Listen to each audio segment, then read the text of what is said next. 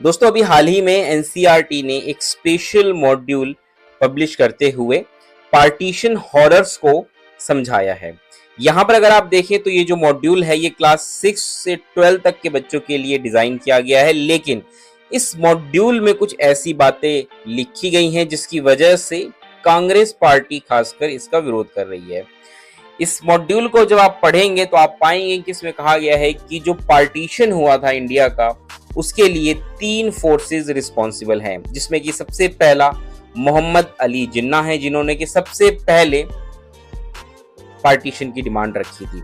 उसके बाद दूसरा जो सबसे महत्वपूर्ण फोर्स बताया गया है वो है कांग्रेस पार्टी। ध्यान रखिएगा, नेहरू जी का नाम कहीं भी मेंशन नहीं है, इसमें सिर्फ और सिर्फ कांग्रेस को मेंशन करते हुए कहा गया है कि कांग्रेस ने पार्टीशन को एक्सेप्ट किया, इसलिए कांग्रेस एक सेकंड फोर्स है।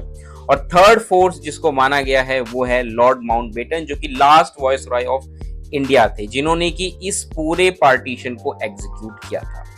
इस मॉड्यूल में यह भी बताया गया है कि गांधी जी ने इस पार्टीशन का विरोध किया था, लेकिन कांग्रेस ने क्योंकि एक्सेप्ट किया था इस पार्टीशन को, तो गांधी जी ने इसको नहीं रोका।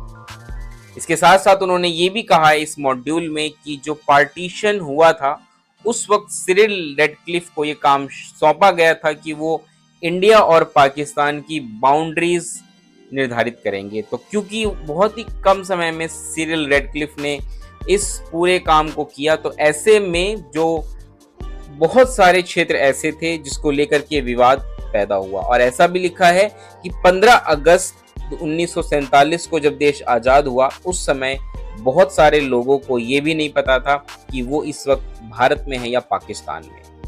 तो ये बहुत ही महत्वपूर्ण मॉड्यूल जो है वो जारी किया गया एनसीईआरटी की तरफ से, जिसको लेकर के कांग्रेस पार्टी खासकर इसका विरोध कर रही है।